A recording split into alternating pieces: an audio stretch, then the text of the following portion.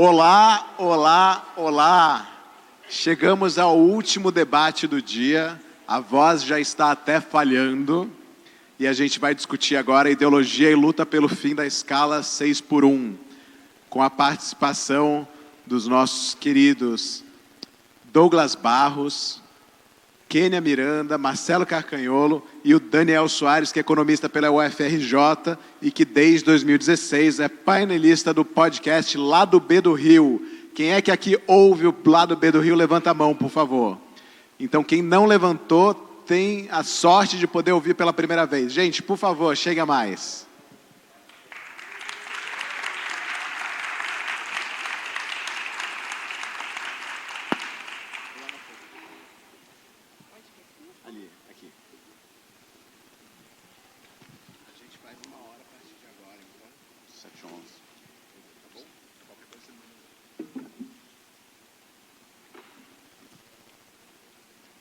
Boa noite a todas e a todos. Iniciando aqui a mesa de ideologia e fim da escala 6x1, né? Fazer a apresentação aqui da mini-bio dos participantes. Douglas Barros, psicanalista e membro do Fórum do Campo Lacaniano, é doutor em Ética e Filosofia Política pela Unifesp e professor filial do Laboratório de Experiências Coloniais Comparadas, ligado ao Instituto de História da UF, Universidade Federal Fluminense, e da pós-graduação em Filosofia da Unify. Investiga principalmente a filosofia alemã, conjuntamente com o pensamento diaspórico de matriz africana e suas principais contribuições teóricas no campo da arte e da política. Seu mais recente livro, O que é Identitarismo, foi publicado em 2024 pela Boitempo. A Kênia Miranda é professora de Economia Política e Educação da Faculdade de Educação e do Programa de Pós-Graduação em Serviço Social e Desenvolvimento Regional da UF. Integra o NIEP Marx e o Observatório da História da Classe Trabalhadora, ambos da UF também, e o Grupo de Estudos sobre Teoria da Reprodução Social. É autor, entre outras obras, de Luta por Educação no Brasil Recente, o Movimento Docente da Educação Superior, de 2017, e de Professoras a Trabalhadoras, Greves, Sindicalismos e Educação no Rio de Janeiro, 2023.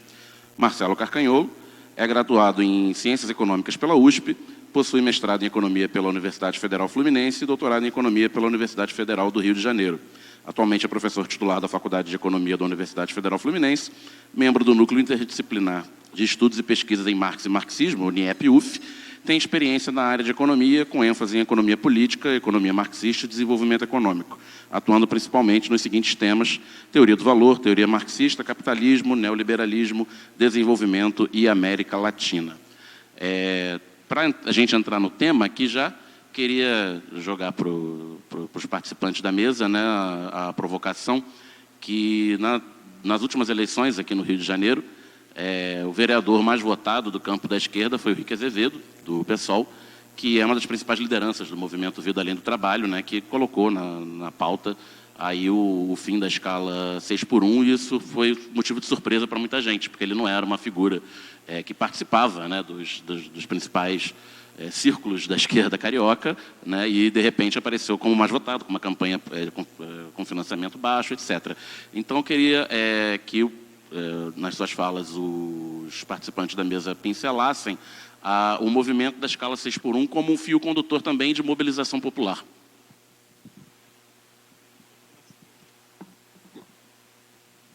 Alô?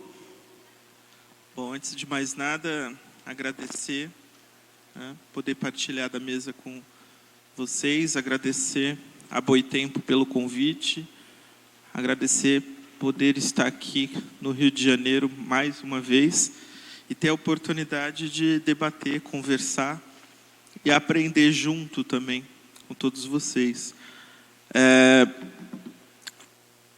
Bom, o movimento que organiza, né, a escala 6x1 coloca em questão algo que é talvez a pedra basilar daquilo que organiza o modo de produção capitalista, né? Que é, enfim, a relação que nós passamos a ter com o tempo, né? A pedra fundamental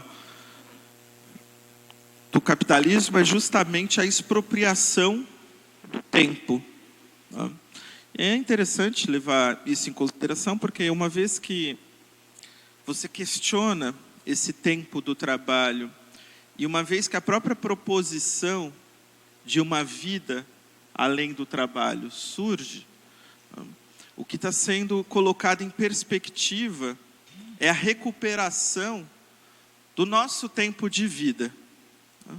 Então, desde que eu me deparei com o movimento, né, assim, de certo modo, um tanto surpreso pela rápida escalada, né, que ele deu, quer dizer, pela a rápida absorção no discurso comum, inclusive, eu entendi que havia na pauta algo de uma transversalidade que unia a nós todos, né, porque diz respeito a nós todos, tem uma capacidade genérica muito fundamental e que há muito tempo, né, nós não tínhamos isso no horizonte. Então, de certa forma, o movimento, essa foi a minha impressão ali no primeiro momento, o movimento contra a escala 6x1, o movimento A Vida Além do Trabalho, né, colocava em perspectiva algo genérico a todos nós, né, que é a tentativa de recuperação do tempo que nos é expropriado. Então, eu gostaria de partir daí, né, até porque isso toca em algo fundamental no modo de produção e reprodução que nós vivemos, né, e se marcar por isso é também apontar caminhos e horizontes de perspectivas, né, de uma reconstrução da própria vida social. Né?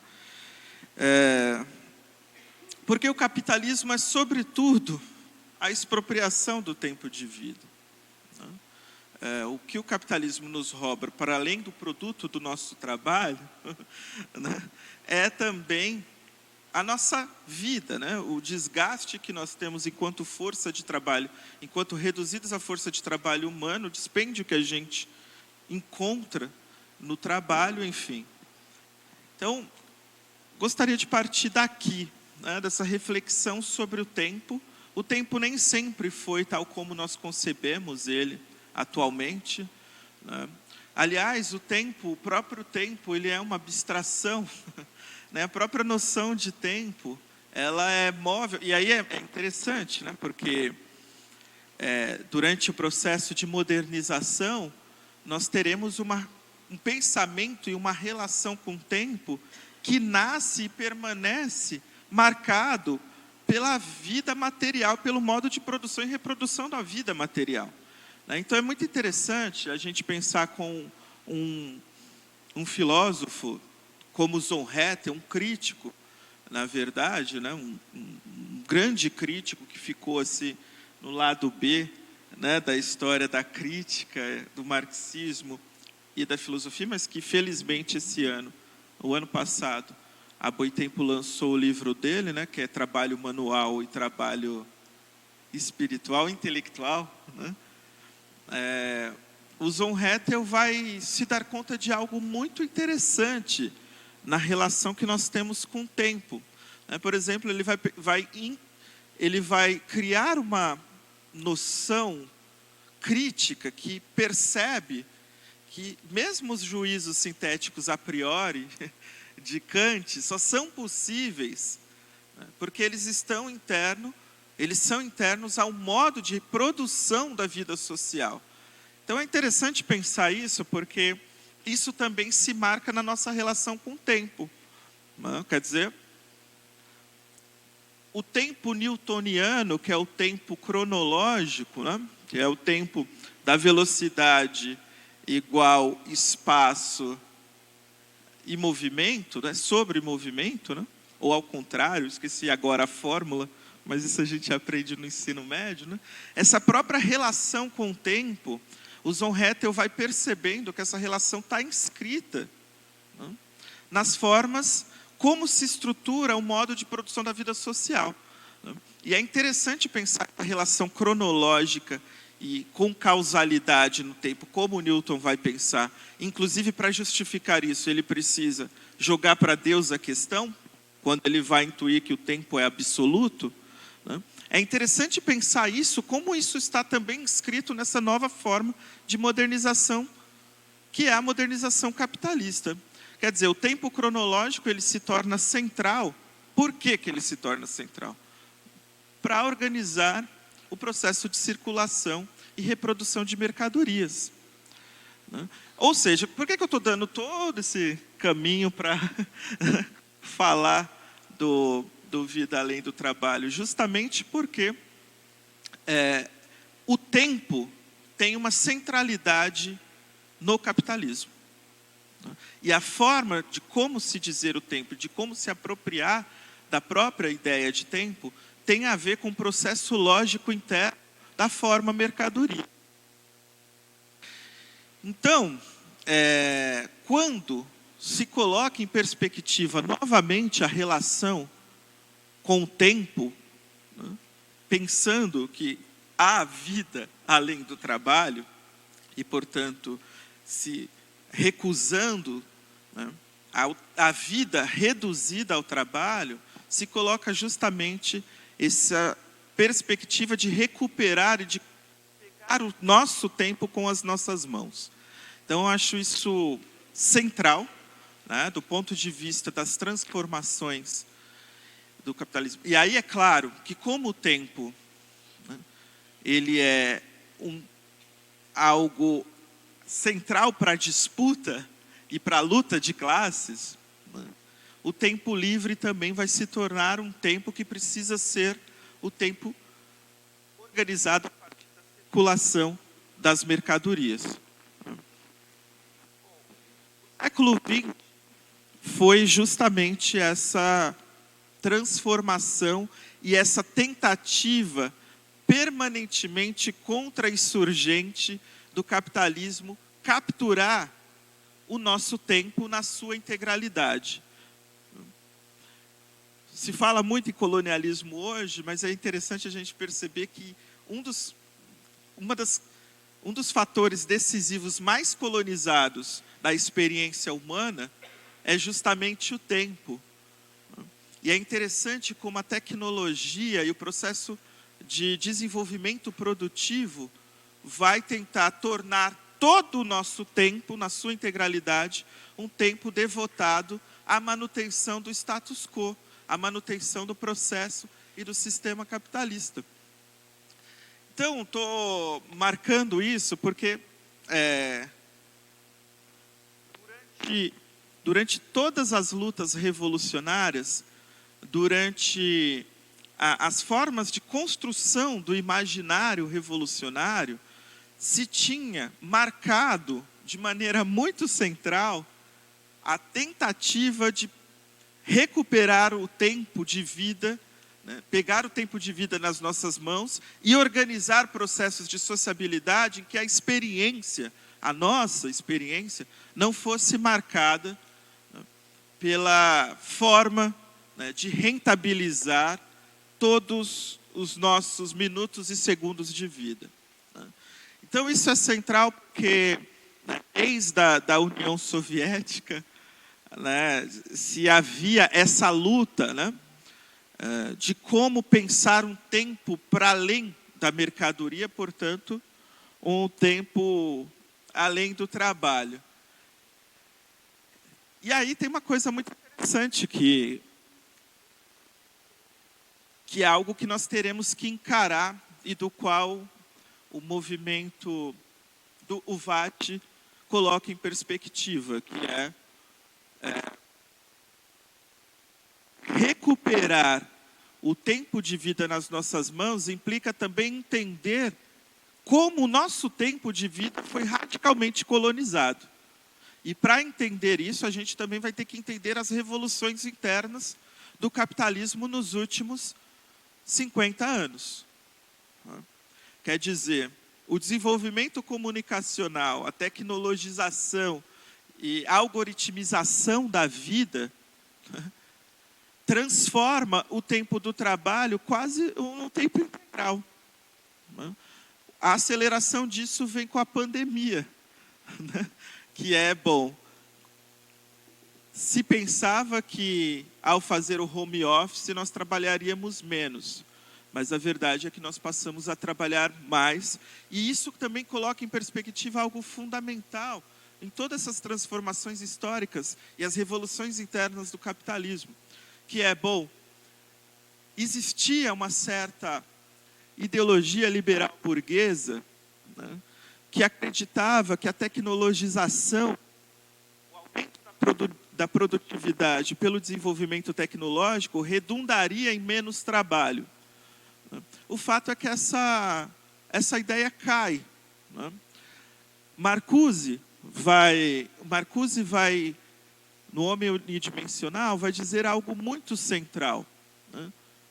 Para além da exploração do nosso tempo, o capitalismo requer também a reconstituição do nosso próprio desejo e a cooptação do nosso gozo. É preciso a gente trabalhar, portanto, sempre, mas encontrar o gozo nas formas de exploração, nas formas como somos explorados. E aí a tecnologia, ela acaba tendo um papel preponderante aí, né, porque ela generaliza uma forma de captura, né, sobretudo o advento da internet nos anos 70, que nós ainda teremos que lidar. Bom, tudo isso, agora eu concluo, né, acredito de maneira fundamental, né, que a pauta transversal mais urgente, né, e que constrói uma implicação genérica, quer dizer, nós todos nos engajamos nela, reside justamente na busca revolucionária, né, de transformação, né, e essa busca implica trabalhar menos. Bom, era isso. Muito obrigado.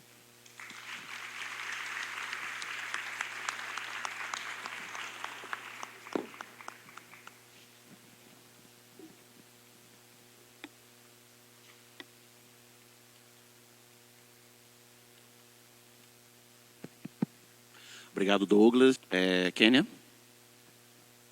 Boa noite. Tá bom aqui o som?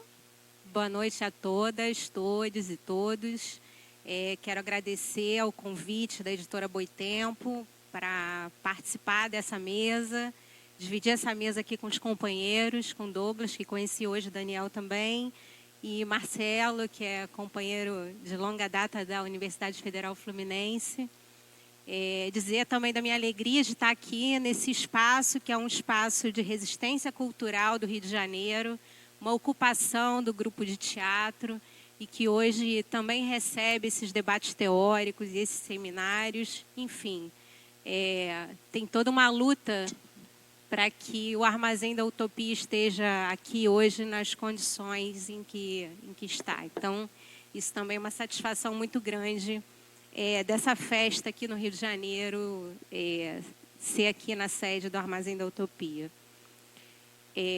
Eu acho que quando nós nos reunimos num aniversário, na verdade para celebrar a vida e a obra do Marx, mas também a sua perspectiva militante de transformação, a gente vai pensar nos movimentos sociais a partir dessa lógica, né, da luta de classes, não só teoricamente, mas também como é que a gente observa esse movimento da luta de classes no sentido de uma transformação social importante.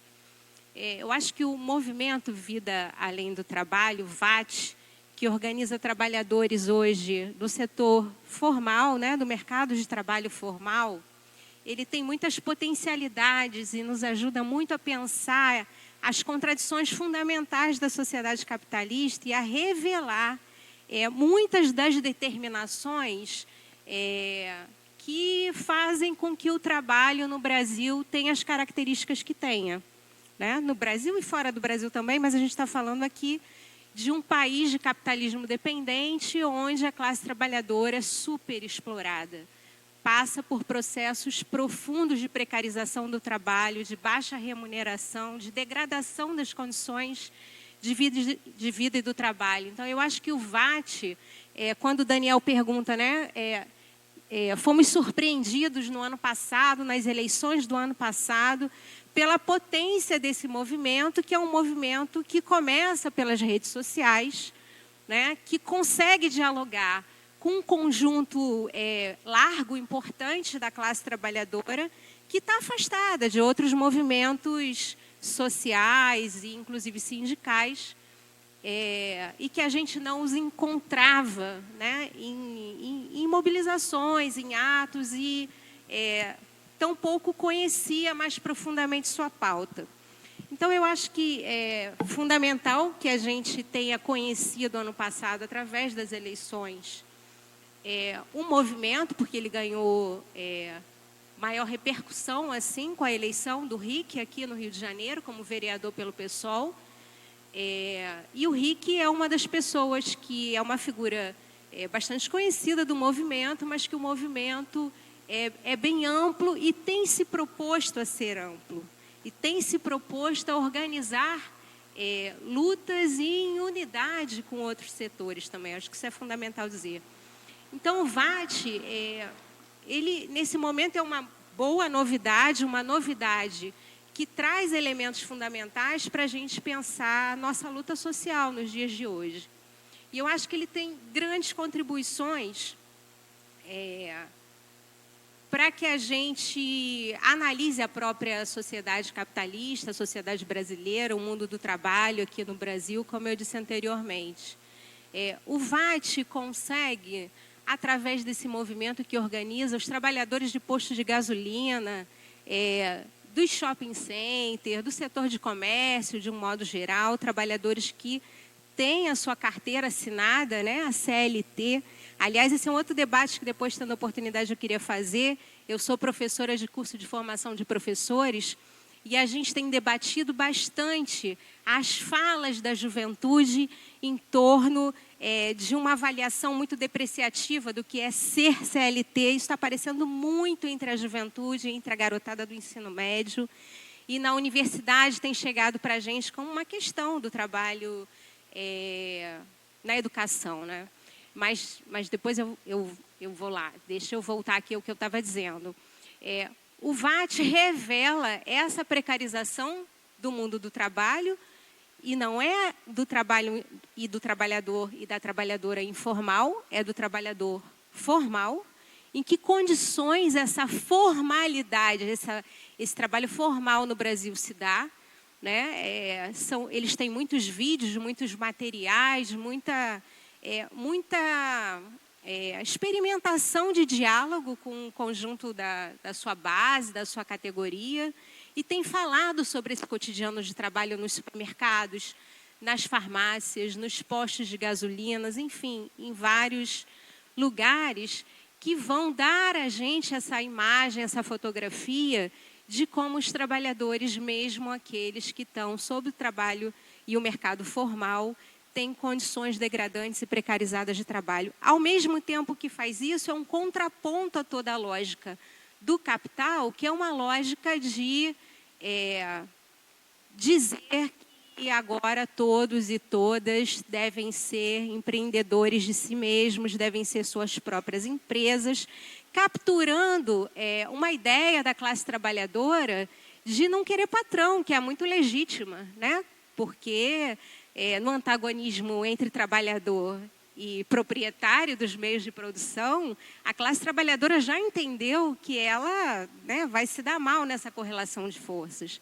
Então, a lógica do capital captura essa ideia, né, de não querer um patrão e transmite isso na forma completamente enviesada, né, e falsificadora de que dentro dessa sociedade que nós estamos vivendo, de um trabalho que não existe para todos, de um trabalho precarizado, de mais de 4 décadas de resultado de uma política neoliberal de retirada de direitos sociais e trabalhistas, cada um precisa procurar o seu próprio caminho e cada um precisa ser empreendedor de si mesmo.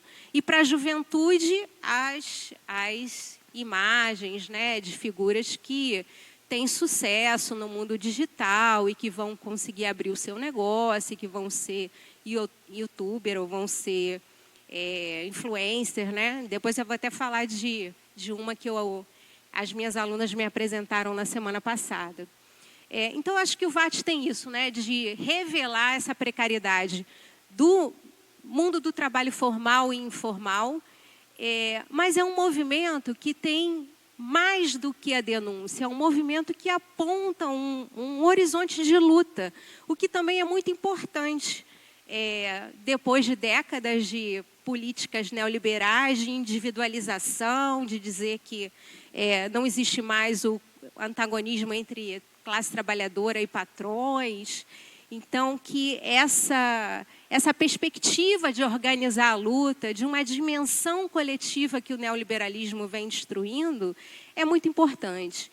Um outro ponto que eu queria destacar é que, quando o VAT está falando em vida além do trabalho, e Douglas tratou bastante disso aqui, da questão do tempo, o VAT também está dizendo que capitalismo não é só aquilo que tem no mercado de trabalho, que capitalismo não é aquilo que está só lá na economia. O capitalismo é modo de vida também. O que acontece fora do trabalho deve ser debatido como projeto de classe, como projeto para a classe trabalhadora que está sendo roubada desse seu tempo. Então, discutir trabalho e modo de vida, relacionar a discussão que acontece fora do trabalho ou aquilo que trabalhadoras e trabalhadores vêm perdendo ao longo do tempo e da sua vida e da sua juventude, de convivência com seus familiares, de capacidade de uma fruição cultural, de possibilidade de se transformar em outra coisa, é um debate fundamental para a gente hoje, porque esse debate do tempo coloca em xeque uma política do capitalismo, que é a política da unilateralidade, dizer que o ser humano, em toda a sua potência, toda a sua potência deve ser reduzida à esfera da força de trabalho, ao trabalho assalariado, ao trabalho produtivo. E tudo mais que acontece fora dali, a gente não tem direito. A classe trabalhadora não pode ter direito, não pode reivindicar. Então, essa potência dessa reivindicação também é fundamental, porque coloca em diálogo as questões fundamentais do trabalho, da remuneração, questões específicas da categoria, com questões mais amplas da classe, como a questão sobre o racismo, como o debate sobre a questão de gênero, sobre o trabalho de casa, né? Afinal de contas, quem são os que fazem, quem são as mulheres, quem são as pessoas que fazem esse trabalho, que é o trabalho da casa, quando as trabalhadoras e os trabalhadores estão numa escala 6x1. O que acontece, né?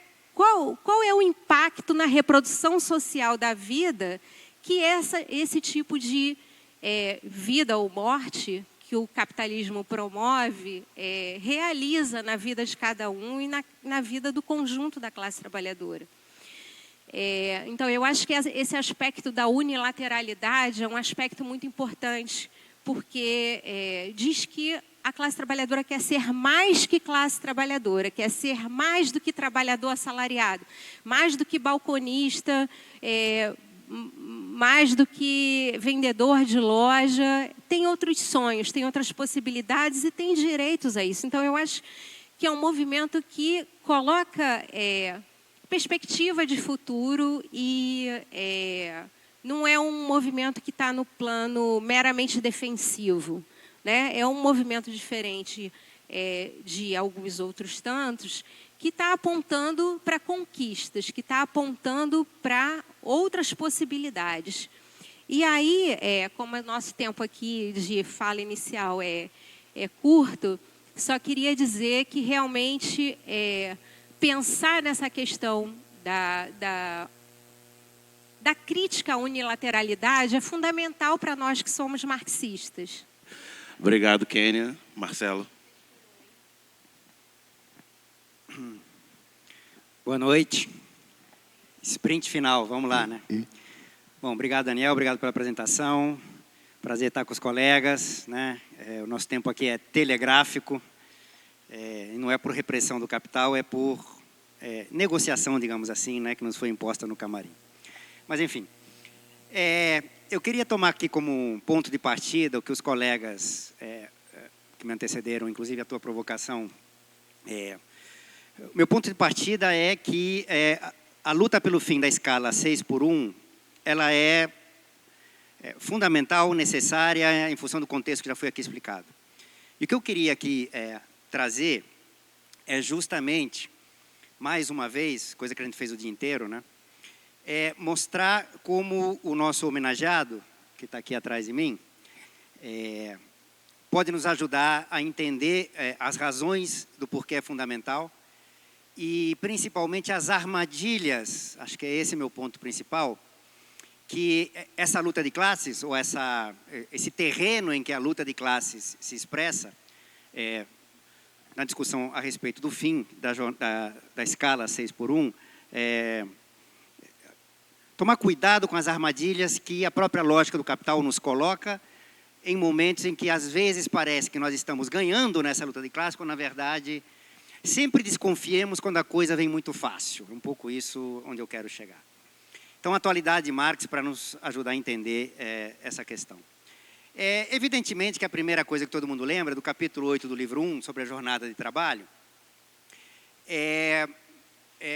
quando Marx, a partir da discussão da relação social fundante, primeira, essencial, se vocês quiserem, do que é o capital, que é a compra e venda da força do trabalho, nos mostra que, e sempre é bom não desprezar a importância do capítulo 2, ou seja, do que poderia ser chamado da ética mercantil capitalista, o que está por trás, o que é pressuposto, quais são os direitos e os deveres de compradores e vendedores de qualquer mercadoria. Só que no caso da mercadoria força de trabalho, há uma especificidade.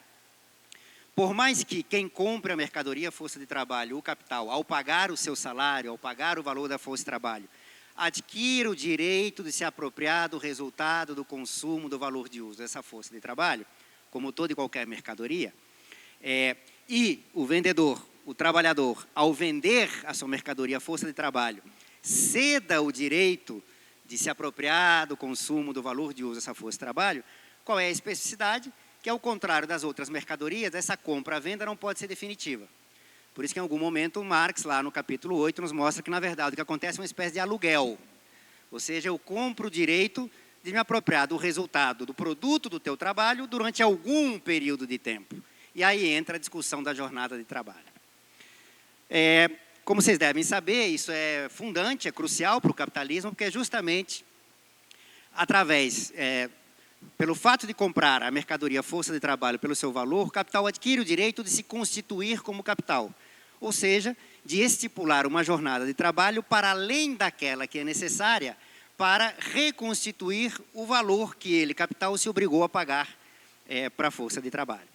Então, se trata de uma luta de classes, ou um terreno onde a luta de classe põe, mas é fundante para o capital a determinação da jornada de trabalho. Então, por aí já, o Marx nos ajudaria a entender como não é um terreno qualquer, é um terreno crucial, por mais que possa se apresentar, e para lá eu vou daqui a pouco, com uma forma do capitalismo, é uma forma que, digamos assim, cutuca, e cutuca não é pouco, cutuca meio que colocando em xeque o próprio conteúdo do que é o capital. Mas eu queria trazer aqui para vocês dois outros pontos onde eu acho que o Marx nos ajuda. Poderíamos pensar em outros, mas enfim, dois outros pontos onde o Marx nos ajuda a entender a atualidade dessa questão. A primeira delas é algo que apareceu em algum momento, que é, digamos assim, uma espécie de uma crítica esquerdista, uma crítica ultra-radical a esse tipo de movimento, que é o de taxá-lo como puro reformismo. Né? Enfim, se trata de uma mera reforma, uma mudança de forma, isso não altera propriamente o conteúdo do capital, e por ser uma mera forma é algo desprezível, ou não importante, não fundamental, etc, etc. Ou seja, a redução da jornada de trabalho é reforma, é puro reformismo? Eu acho que aí o Marx nos ajuda de novo. Eu indico muito aqui que vocês recorram a um texto que, na verdade, foram 3 conferências do Marx, de 1865, que ele faz lá na Associação Internacional dos Trabalhadores, que depois, anos depois da morte dele, foi publicado como um folheto, Salário, Preço e Lucro. É um texto brilhante, porque é um texto onde o Marx, em 1865, 2 anos antes de publicado o livro 1 do Capital, o Marx já sabia, ele já tinha descoberto toda a estrutura categorial teórica que lhe permitiu entender o Capital na sua dialética, no que ele tinha de aspas positivo e nas suas contradições, que eram mais fundamental para ele. Só que ali ele está utilizando esse aparato teórico para justamente discutir, numa Associação Internacional dos Trabalhadores, contra uma proposta que afirmava aquela época, com base numa teoria que, enfim, não vem ao caso agora rememorar, mas que sustentava o seguinte: os sindicatos não devem brigar, lutar por aumento de salários, porque isso no melhor dos casos, diziam esses componentes da Associação Internacional dos Trabalhadores, inócuo, é irrelevante. Qual era o argumento? Que, como o valor / preço das mercadorias é composto pelo custo de produção dessas mercadorias, por mais que os sindicatos tivessem sucesso em aumentar os salários, isso elevaria os custos das mercadorias e os capitalistas elevariam os preços das mercadorias, tornando aquele aumento de salário inócuo. Bom, o Marx, ali naquele texto, vai demonstrar brilhantemente, já sabendo a teoria que ele ia expor para a gente 2 anos depois, que embora o salário faça parte do custo de produção, ele não faz parte do valor da mercadoria. E que, portanto, o aumento de salário não alteram o valor da mercadoria e o seu impacto, a sua consequência, é uma redução dos lucros. E que, portanto, toda e qualquer negociação, no embate da luta de classes, na negociação por maiores ou menores salários, quando o argumento do lado de lá, acho que vocês sabem a quem eu estou me referindo, é que tem que aumentar preço porque a planilha de custos foi elevada, tratar-se-ia de demonstrar que, na verdade, o valor das mercadorias não se altera pela variação dos salários, sim se altera a massa de lucros e que, portanto, o argumento, se é para ser sério e rigoroso, é que vocês estão querendo resgatar ou manter as taxas de retorno do capital. Aí sim nós começamos a discutir. O final desse folheto, dessa reunião de 3 conferências dele, eu estou me contendo aqui, até porque o tempo é curto, mas isso gera um certo desconforto. Vocês perceberam que eu estou me ajeitando aqui na cadeira, e não é só pelo problema de coluna, não. Mas é que esse cara aqui, ele em conferências conseguia um brilhantismo tal que a gente não consegue em anos de vida, né? Então, às vezes dá raiva, né? Eu confesso aqui que, enfim, às vezes eu fico meio incomodado com o brilhantismo da figura. Mas, enfim, ele termina esse folheto estendendo um pouco o argumento para além da luta por maiores salários.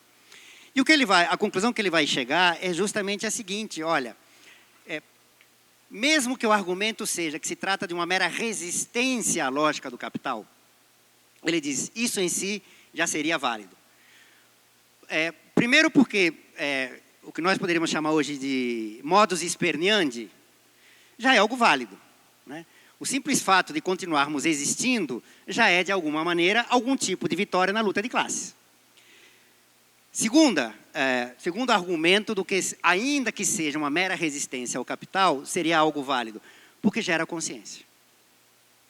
O enfrentamento prático, cotidiano, contra algo que pode ser ou aparecer como mera forma, mas é uma forma que cutuca o conteúdo do capital, gera consciência, faz com que a gente pense sobre o que está por trás, qual é o sentido, qual é a lógica, que de fato, em termos de conteúdo, nós temos que, contra a qual a gente tem que lutar.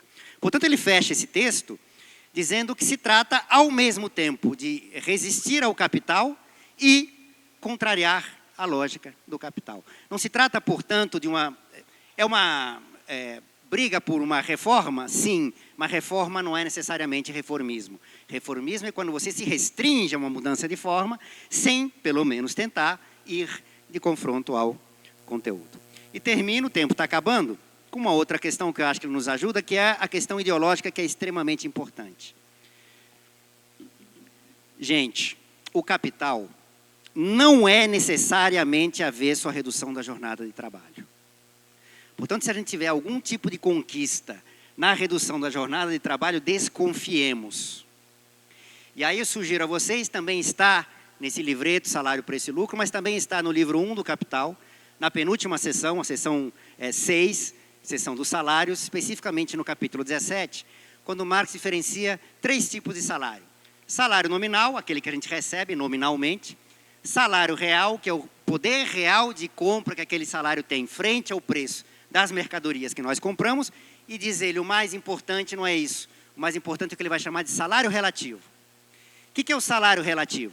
é o salário que o capital paga frente a todo o valor que a força de trabalho produz para o capital poder apropriar-se. É uma espécie de proxy da taxa de exploração, da taxa de mais-valor. O que o Marx demonstra? Que é perfeitamente possível que tenhamos aumento de salário nominal, aumento de salário real, mas é uma redução do salário relativo. Termino dizendo o seguinte, o capital não é necessariamente avesso à redução da jornada de trabalho, desde que essa redução da jornada de trabalho venha acompanhada ou de redução de salário, ou de aumento da intensidade do trabalho, ou de aumento da produtividade do trabalho. O que é que significa? A gente pode até ter uma vitória em termos de jornada de trabalho, mas podemos perder se o capital conseguir compensar com redução de salário, aumento de intensidade e aumento de produtividade na mesma proporção. Portanto, diria o velho Marx, abramos os olhos. Quando a gente conquista alguma coisa, vejamos o que tem por trás, que geralmente tem algo que vem por trás. Termino minha primeira intervenção assim, desculpem a correria do final.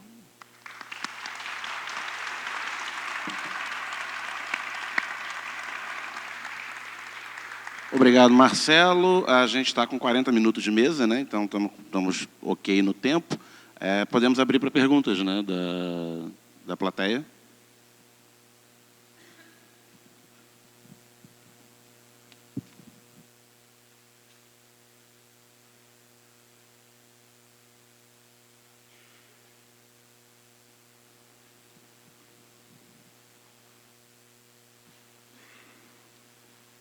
Boa noite. Desde a primeira palestra, foi assim, uma coisa muito comum em todas elas, que é a definição breve do que é o trabalho maior do que devia ser. A expropriação do trabalho pelo capitalismo. Então, ficou mais ou menos assim claro, e Marx, a solução para isso, que as ideias dele vão contra isso. Aí, desde o início, começou a me incomodar uma coisa aqui. Porque, então, que a gente, os países capitalistas, socialistas, então, o mundo ocidental é o mundo que está o capitalismo ocidental é que está escravizando o trabalhador.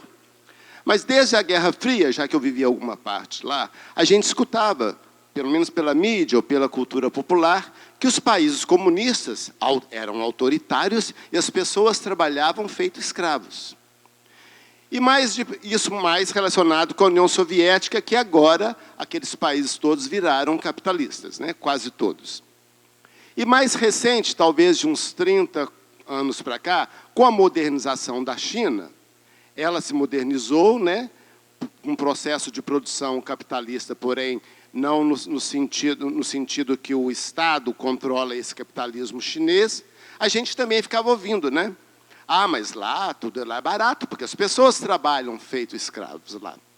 Então, o que fica a minha dúvida aqui, que vocês pudessem falar também, como que estão essa questão, inclusive, da quantidade de horas trabalhado, como o trabalhador dos países capitalistas do Ocidente vivem e como os trabalhadores da antiga União Soviética, a atual União Soviética e a atual China, será que eles também, que seria o oposto do capitalismo ocidental? Então, eu estou pensando aqui, talvez eu nunca fui lá, quer dizer que então o mal do trabalhador trabalhar muito não é só do mundo capitalista, é o mal de onde as pessoas têm que produzir muito. Tanto o Ocidente capitalista, como o Oriente não capitalista, o Oriente comunista, a China, e aí é isso. Então, eu queria que vocês dessem uma pincelada aí sobre a situação mundial dessa questão do trabalho escravo, trabalho expropriado, não apenas no mundo capitalista, como também nesse mundo socialista ou dito comunista. Bem, ok. Você dirigiu a gente vai pegar todas as perguntas. Vocês querem falar? Tá. Boa noite, meu nome é Silvana. Primeiramente, agradecer não só esta mesa, mas todas as que tiveram, e o privilégio de estar aqui. As questões abordadas pelos três, eu também estou tendo a oportunidade de participar do meu primeiro plebiscito popular, né? E os montes de luta é 6x1, redução da jornada de trabalho sem reduzir salários e que os super ricos paguem o imposto de renda maior para que possam ser isentos os que ganham menos de 5 mil. Então, também gostaria de só informar essa questão do plebiscito popular, que vamos ter mutirões de 4 a 6 de julho, 25 a 27 de julho e 29 a 31 de agosto, com a votação. É muito importante que toda a sociedade esteja voltada para poder votar e assim a gente possa pressionar, que começou com o movimento VAT e foi crescendo. E uma pergunta direta é que eu gostaria só de ser da última fala, que você falou aumento da produtividade, os 3 últimos pontos. Redução de salário, o último eu não consegui anotar, e para os demais eu gostei muito da fala, não tenho nada aqui a acrescentar, estou aqui encantada por essa oportunidade, né, de estar aqui discutindo isso, e porque fui muitos anos trabalhadora de escala 6x1, e só quem trabalhou sabe a importância de ter dado voz, né, de finalmente alguém se lembrar que a gente existe, e não está existindo, né, só está trabalhando. Muito obrigada.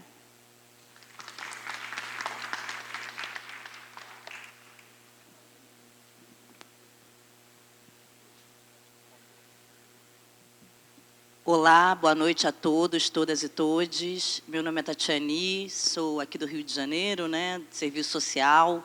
É um prazer estar aqui com o Marcelo, com o Douglas e com Kênia, uma companheira de longa data e de coletiva, né, feminista. A Kênia também foi candidata a deputada estadual na última eleição e tem aí uma suplência de 22 mil votos.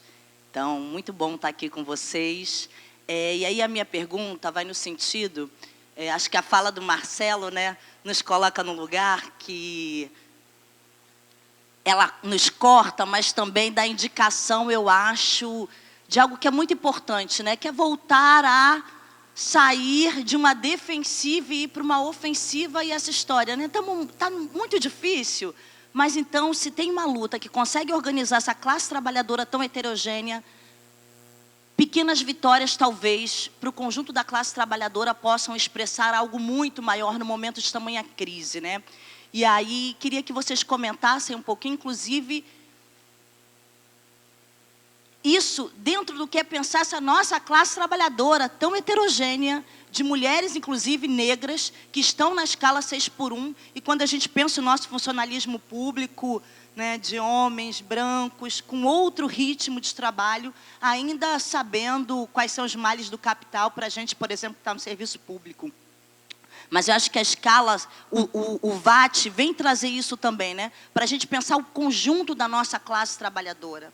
E como nós temos especificidades. E aí, inclusive, pensar mulheres, pensar negritude dentro desse movimento que é o VAT. E aí, nesse sentido, eu acho que pensar a escala 6x1 tem que estar colocada também na perspectiva em relação ao que a gente cobra do Estado, né? Das políticas públicas. Um bom debate na escala, por exemplo, 6x1, tem a ver com a vida das mulheres, que inclusive tem um trabalho triplo, quádruplo, que além de fazer a escala 6x1, tem todo o seu trabalho doméstico, tem todo o acúmulo com cuidado. Então, como a gente pode, inclusive, aproveitar o debate da escala 6x1 para entrar nessa seara tão necessária de não pensar a nossa classe apenas como se fosse um homem branco, operário, bem, por aí.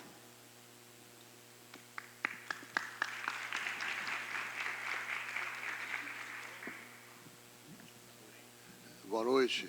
Minha fala vai para o Douglas, Flander de Uberlândia, Federal de Uberlândia. Eu ia te perguntar, Douglas, no finalzinho da sua fala, Douglas, né? Douglas, né? Então, no finalzinho da sua fala, você falou você falou do conceito de gozo e tal, como se ela lacaniano. Eu também estudei alguma coisa, Lacan. Eu ia te perguntar o seguinte: nós não estamos vivendo o espelho invertido? O que é o gozo? Eu sou PJ, eu sou contrapropício, eu sou proprietário de mim mesmo, eu decido minha hora de trabalho. Não tem aí uma contradição, um gozo invertido? Eu queria que você falasse sobre isso, casando com a questão que o professor colocou aqui, né, a supervalorização de mais-valia relativa, que é uma forma de camuflar a expropriação, estaríamos falando de mesmas coisas ou de coisas diferentes? Manter a ordem.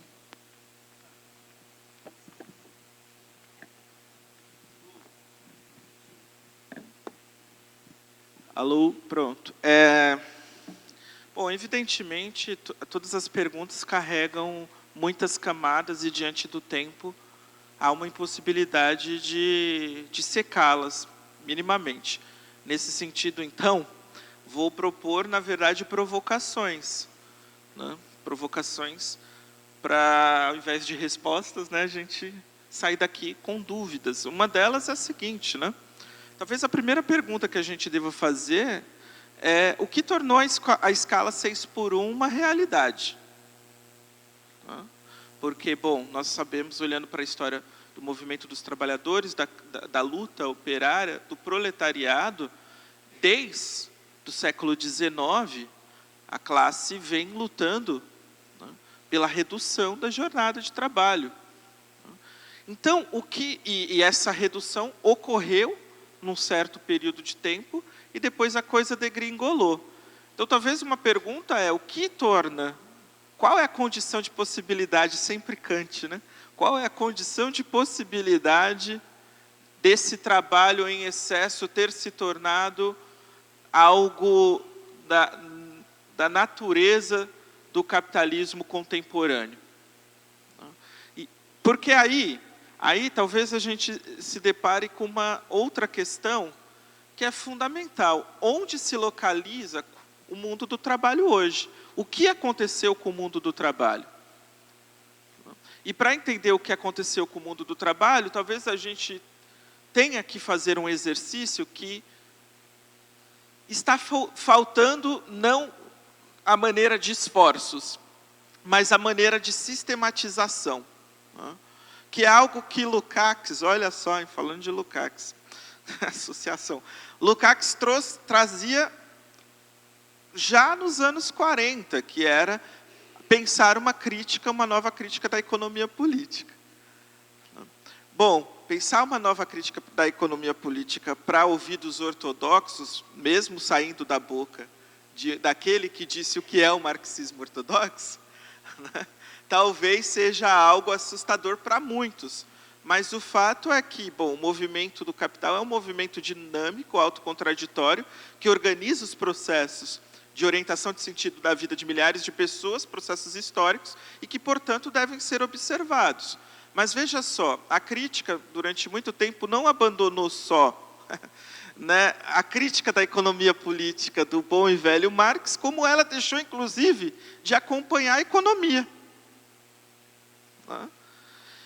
E aí, isso também revela algo de um sintoma.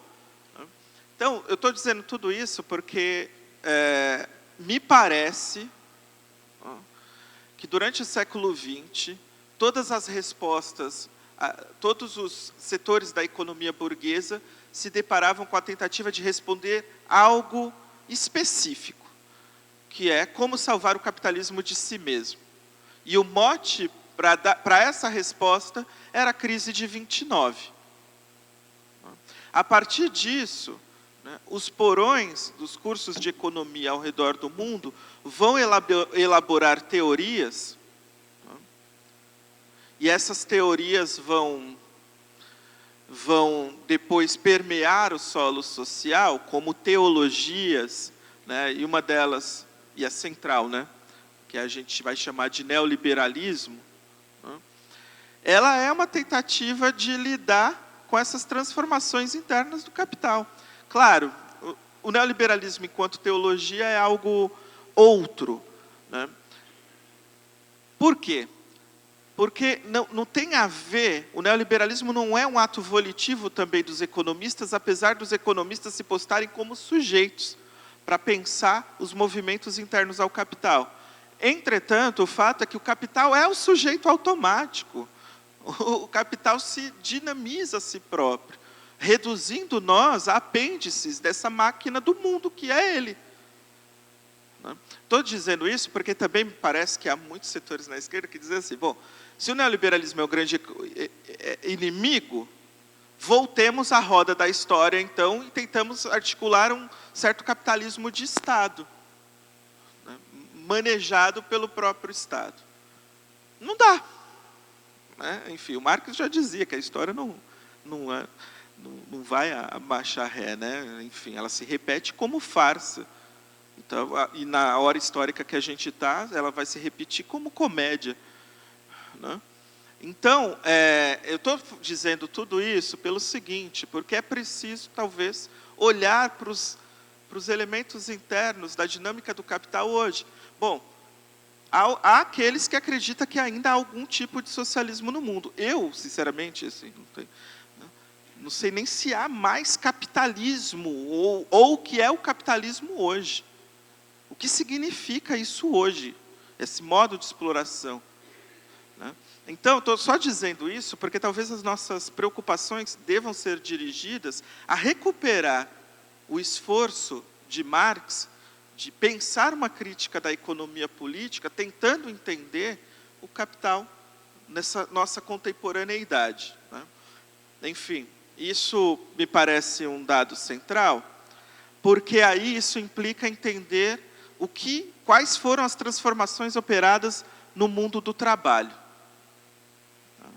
Entender as transformações operadas no mundo do trabalho implica também dizer que há algo que Marx dizia já no século XIX, que era, bom, o aumento da produtividade, né, e a generalização da escala temporal dessa produtividade na relação com a circulação da mercadoria, o que vai causar? Vai causar, né, uma crise no processo de valorização. Por quê? Essa crise no processo de valorização vai ser operada? Né? Porque a tecnologia vai implicar uma redução do dispêndio de trabalho humano. Então, isso, enfim, isso talvez seja central a gente pensar, porque o que aconteceu, né, com o mundo do trabalho? Por que a escala 6x1 é uma realidade? E não é uma realidade só do Brasil, é uma realidade da classe trabalhadora internacionalizada. Internacionalizada não, mas internacional, porque... Né? Bom, então tem todas essas questões sobre o gozo, né?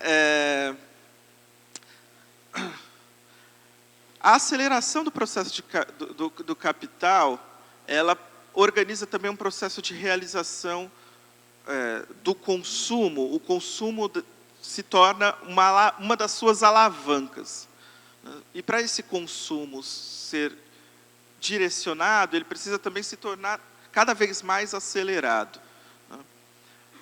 E aí a gente entra naquilo que alguns vão chamar de sociedade do consumo. O problema do consumo e dessa aceleração do consumo é as múltiplas opções que o capitalismo te dá. E aí tem uma coisa muito interessante, porque o capitalismo contemporâneo reduz o nosso desejo à demanda. Eu sei, entrei no lacanês, mas vou tentar ser muito mais... fazer uma tentativa de vulgarização exemplar do que significa a redução do gozo à demanda. Bom, é basicamente isso. Né? Digamos que você está lá na sua escala 6x1, prometo já terminar, gente. Né? Na sua escala 6x1, mas alguém te chama para correr. Aí você vai lá, faz uma corrida no lago que eu fui aqui, eu acho que é o Rodrigo de Freitas, não sei se é esse lago. Né? Você faz uma corrida ali, e aí o que se organiza em você depois que você termina a corrida? Se organiza um desejo, digamos assim, um desejo de correr. Né? Só que você percebe que tem um problema, que você faz como eu fiz hoje, uma loucura que foi correr de All-Star. Né? E aí, bom, logo você precisa de um tênis. Né? Portanto, você organiza uma demanda pelo tênis, né? Então, veja, você tem o desejo da corrida, mas precisa organizar esse desejo se apegando à demanda, se aferrando à demanda. E aí, o que você faz? Você vai lá pensar, que tênis eu vou comprar? Compra um tênis, né? Só que aí o que acontece? E é claro que tudo isso faz com que você se relacione com os outros, né? Então tem toda uma satisfação nessa compra do tênis, só que você descobre que você trabalha numa escala que não dá para você correr. Então, o capitalismo, ele é exatamente esse movimento de reduzir as potencialidades do desejo à demanda. Então, agora você é obrigado a se satisfazer com o tênis, né, sem a possibilidade da realização da corrida com o seu desejo. Então, esse mote é uma... Mas isso se torna a forma como nós nos relacionamos, né, como essa captura do desejo, a sua redução pela demanda, organiza a nossa relação como consumidores, né?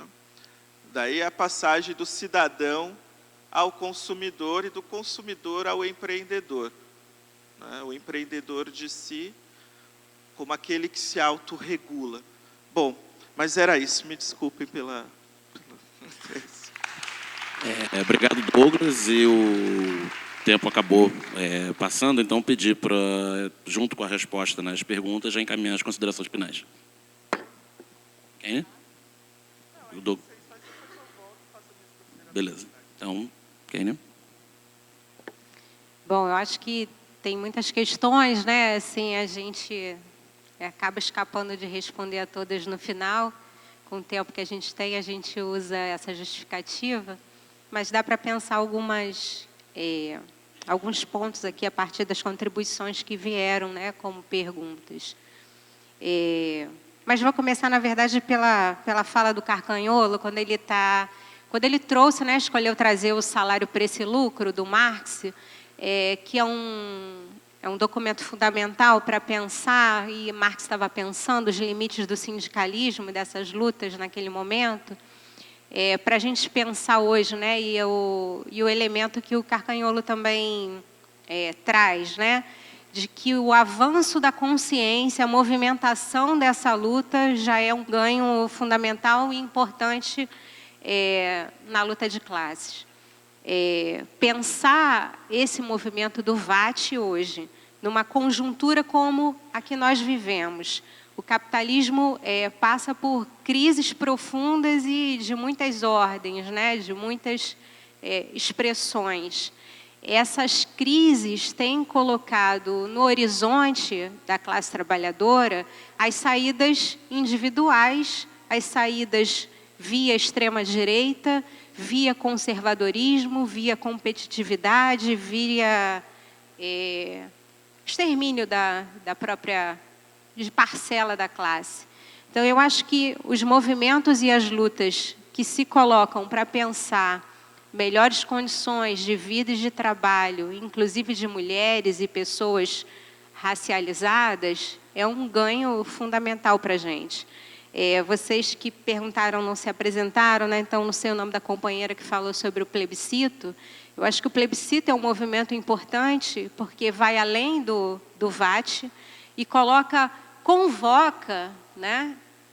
Ousa chamar outros movimentos para trazer um plebiscito popular que coloque em questão se temos acordo com essa escala degradante, que é a escala 6x1, e se queremos o fim dessa escala sem redução de trabalho. E também coloca questões para a gente pensar a sociedade brasileira a partir da situação de classe, né? Pensar se nós queremos que os trabalhadores que ganham até R$5.000 mensais contribuam com impostos e se os mais ricos devem ser mais taxados. Então, acho que são debates importantes que se colocam num momento em que parece que essas perguntas não faziam mais tanto sentido, né? Então, reabrir o debate por aí eu acho que é muito importante. O plebiscito popular tem um papel importante nisso. Quando Tatiane fala das condições das mulheres que estão na escala 6x1, ainda é maioria a força masculina na escala 6x1, né? Os homens são maioria na escala 6x1. A gente conversou sobre isso numa atividade que nós fizemos na Universidade Federal Fluminense, do VAT com movimentos de mulheres, mães, trabalhadoras terceirizadas da limpeza, trabalhadoras militantes de ocupação do MTST e outras mulheres, né? Nós montamos uma mesa só de mulheres para discutir o VAT e uma das coordenadoras do VAT, a Fernanda, que estava lá falando sobre essas condições de trabalho das mulheres. Porque as mulheres acabam saindo do trabalho formal da escala 6x1, porque é insustentável continuar ali por muito tempo. E elas estavam falando dessa dificuldade e de que o passo seguinte é o trabalho na precarização, é o trabalho informal. Então, essas mulheres vão procurar um jeito de cuidarem dos seus filhos, de cuidarem dos seus mais velhos, de estarem, de alguma forma, buscando uma renda familiar num mercado que é informal, que é precarizado e que elas vão tentar conciliar o inconciliável, né? Então, esse debate foi um debate muito importante também para a gente, para a gente pensar essa classe trabalhadora que passa por ali e também como é que a classe trabalhadora vai se distribuindo, né? Nesse mercado de trabalho, nesse mundo do trabalho superexplorado que é brasileiro, a partir de marcadores de diferenças de gênero, de raça, dentro da própria classe, das suas capacidades, né? Das suas impossibilidades. Então, não sei se eu toquei aí em todos os pontos. Talvez a questão do capitalismo, socialismo, né? O Douglas também já falou sobre a questão da possibilidade, enquanto humanidade, que nós temos, de acordo com o desenvolvimento técnico-científico, de reduzir as nossas horas de trabalho, né? Essa possibilidade está dada não por uma sociedade utópica, pela sociedade histórica que chegou até aqui. E por que isso é interditado? Isso é interditado porque essa possibilidade de trabalhar 4 horas por dia e fazer outra coisa nas outras 20 não é do interesse do capital. E quando a gente está falando não é do interesse do capital, quer dizer, existe alguns que são os proprietários dessa força,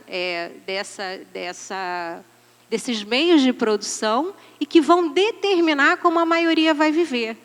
Então, ou a gente rompe com essa lógica, ou a gente rompe com essa organização que todos acreditam nela, porque ela é vigente até hoje, ou a gente não tem essa liberação efetiva, né? Essa omnilateralidade, essa possibilidade de sermos muitos, de sermos as potencialidades todas que nós temos. E, para mim, o nome disso é capitalismo. Então, o que não rompeu com isso não deixa de enfrentar o cerne da questão, a centralidade do problema, de fazer com que a gente, como ser social, se reduza à esfera do trabalhador produtivo, assalariado, submetido à lógica do trabalho capitalista. Obrigado, Kênia. Marcelo, comentários e considerações finais. Bom, vou começar aí na ordem. Eu começo lembrando o seguinte, o capitalismo não foi a primeira época histórica e social em que determinados indivíduos ou classes se apropriavam do trabalho alheio. A apropriação do trabalho excedente não é uma exclusividade do capitalismo. Ela aconteceu em outras épocas históricas e sociais. E atenção, nada nos garante que não possa vir a acontecer em outras épocas históricas que sucedam o capitalismo. Então, não é uma exclusividade do capitalismo. E quando Marx estava pensando numa transformação revolucionária do capitalismo, justamente para reduzir a necessidade que o ser humano, especificamente a classe trabalhadora, tinha que trabalhar cada vez mais, ou mais intensamente, ou mais, de forma mais produtiva, para que outra classe se apropriasse desse resultado, eu te indico também a leitura do capítulo 48 do livro 3, a Fórmula Trinitária. Acho que eu anotei aqui na edição da Boitempo, tem uma passagem onde ele utiliza, uma passagem que é muito citada, está lá nas páginas 882 para 883 da edição da Boitempo, que é onde, embora ele faça nos Grundrisse, ele faça de maneira mais extensa, ele se utiliza a dialética do reino da necessidade e o reino da liberdade. Ou seja, o ser humano necessariamente vai ter que sempre trabalhar, ou seja, ele vai ter sempre que produzir os valores de uso que necessita para poder reproduzir sua existência. O problema está justamente na extensão desse reino da necessidade, e, portanto, a extensão do trabalho desse reino da necessidade implica tolher-nos da liberdade que nós teríamos de não trabalhar naquele momento que nós não precisávamos. E ele vai chegar à conclusão de que numa sociedade de produtores associados, que é um termo que ele usa para o pós-capitalismo, enfim, o socialismo, o comunismo, como você quiser denominar, tratar-se-ia, portanto, de trabalhar apenas o que é necessário. E nisso o aumento da produtividade jogaria o seu papel, porque significaria que a gente precisaria trabalhar cada vez menos tempo para produzir exatamente as mesmas coisas que a gente precisa para sobreviver. O grande problema do capitalismo e de outras épocas históricas e sociais que se apropriam do trabalho excedente é que o aumento da produtividade não é para reduzir o tempo de trabalho dos trabalhadores e trabalhadoras. É para justamente fazer com que outras classes se apropriem desse tempo excedente na forma que for.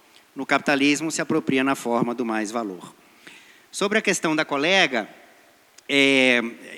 o que é mais importante, quando eu disse que o que é mais importante para o capital, o salário relativo, é que o que importa, no final das contas, para o capital é a taxa de lucro, que nada mais é do que uma forma mais aparente da taxa de mais valor ou de exploração no trabalho.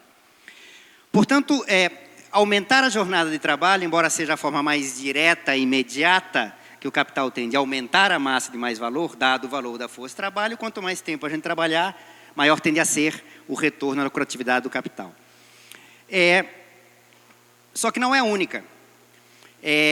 O aumento da produtividade, desde que ele ocorra nos setores que produzem as mercadorias, que constituem o valor da força de trabalho, como todo aumento de produtividade significa a redução do valor das mercadorias, você, com o aumento da produtividade nesses setores, reduz o valor da força de trabalho e, portanto, dada a jornada de trabalho, reduz a magnitude do valor que o capital vai ter que desembolsar para pagar o valor da força de trabalho. É o mecanismo mais valor relativo do Marx. Mas a intensidade é importante. O aumento da intensidade do trabalho, ao contrário do que muitas leituras sustentam, não é algo que ficou no século XIX. A pandemia está aí para nos demonstrar o aumento da intensidade. O que significa intensidade? Que o ritmo de trabalho, no mesmo período de tempo, se aprofunda. E o que importa, no final das contas, não é diretamente o tempo de trabalho, mas é o valor que é produzido em determinado tempo de trabalho. Quando aumenta a intensidade do trabalho, isso se expressa, para dizer de maneira simples, em que uma mesma hora de trabalho contém maior massa de valor produzido porque o ritmo foi intensificado. Então, é perfeitamente possível o capital topar, reduzir a jornada de trabalho, mas se vier no combo o aumento da intensidade, pode ser que seja até mais vantajoso para ele. Ele vai aderir à pauta, olha que beleza, né? Eu tenho que concluir só duas coisas. Uma delas, uma que não deu tempo, o tema da rotação do capital. Marx descobre isso na seção 2 do livro 2. O simples fato do capital fazer mais rápido o que ele faz, incluindo a esfera do consumo, aumenta o que ele chama de taxa anual de mais valor, portanto, taxa anual de lucro. Só fazer mais rápido. Então, façam mais. Querem trabalhar menos? Trabalhem menos, mas façam mais rápido as coisas. Para o capital é vantajoso. Encerro com o seguinte, já que temos que encerrar, considerações finais. Voltando à famosa dialética reforma ou revolução, que na verdade é uma falsa disjuntiva, né? É claro que, por mais vitoriosos e vitoriosas que nós sejamos nessa luta de classes por reformas, por mais centrais que elas sejam, etc., etc., a mera vitória de reformas não leva necessariamente à revolução, eu sei disso. Como é que se faz revolução?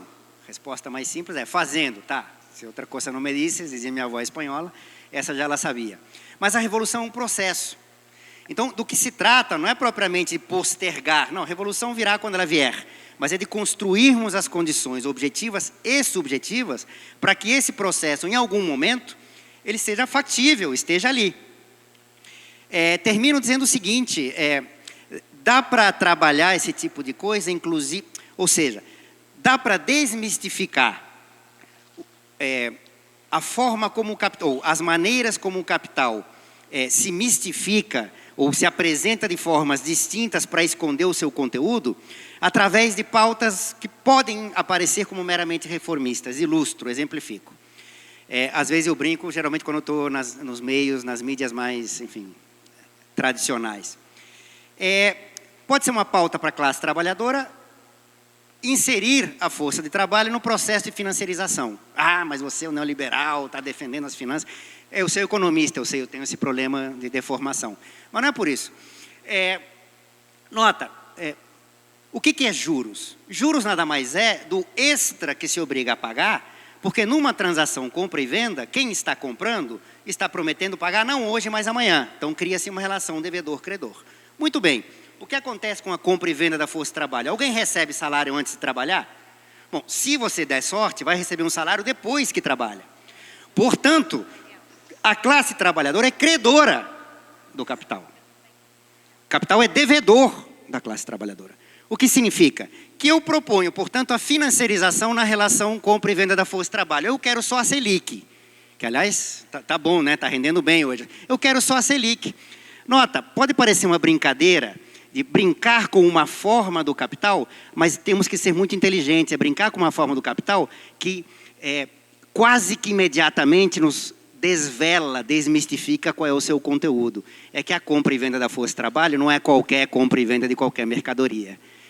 Só para ilustrar como a gente pode, a partir desse tipo de pauta, construir o processo objetivo e subjetivamente, que em algum momento, quiçá, talvez, já estou um pouco velho, talvez eu não veja, a gente possa construir isso que no final das contas era o objetivo desse cara aqui, que era a revolução. Muito obrigado. O Douglas quer fazer a breve consideração final. Bom, são as considerações finais, então, estou muito grato, né, pela Boitempo ter aberto as portas, né, também editoriais e esse convite, e eu gostaria, né, de aqui dizer o seguinte, né, que a luta, né, pela transformação radical do capitalismo, para mim ela tem um sentido, e esse sentido eu vou expor aqui agora, né?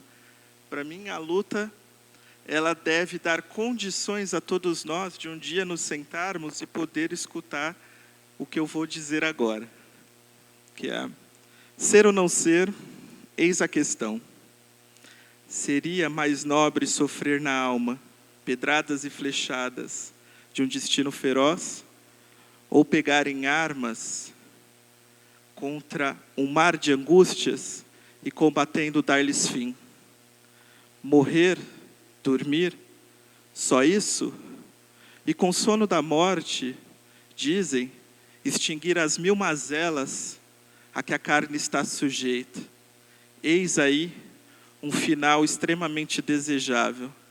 Morrer, dormir, talvez sonhar. Aí está o obstáculo. Os sonhos que hão de vir no sono da morte, quando tivermos escapados do tumulto da vida, não nos obrigam a hesitar. E é essa indecisão na vida que dá à desventura um caráter tão grande. Porque pensa comigo, quem suportaria os insultos do mundo, a afronta do opressor, o desdém do orgulhoso, a prepotência do mundo e o achincalhe dos trabalhadores, que os trabalhadores recebem dos idiotas, senão porque teme a morte. A morte. o país desconhecido, de cujos confins nenhum viajante jamais voltou. Ela nos confunde à vontade. A morte nos faz preferir e suportar os males que já temos, arrumar a outros que desconhecemos. E assim, a reflexão faz de todos nós covardes. E assim, o matiz natural da decisão se transforma no doentio pálido do pensamento. Empreitadas de vigor e coragem, se refletidas demais, saem do caminho e perdem o nome da ação. Por isso, 400 anos depois desse solilóquio shakespeariano, um cara chamado Mano Brown vai dar uma resposta. Pesadelo do sistema é não ter medo da morte. Dobrou o joelho e caiu como um homem. Na giratória, abraçava os malotes. Muito obrigado.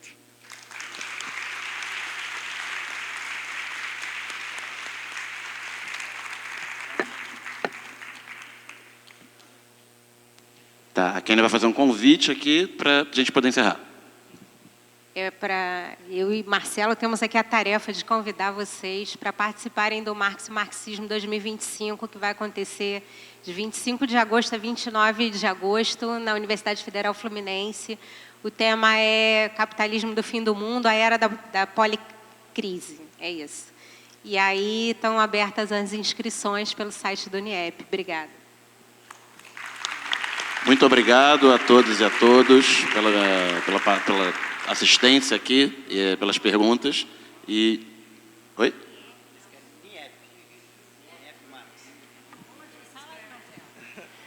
NIEP Marx, Núcleo Interdisciplinar de Estudos e Pesquisas em Marx e Marxismo, da UF. Se você jogar no Google lá, marxistas na UF, só temos nós, assim, mais uns 3 ou 4. Enfim. Obrigado a todos. Obrigado aos palestrantes. Uma boa noite.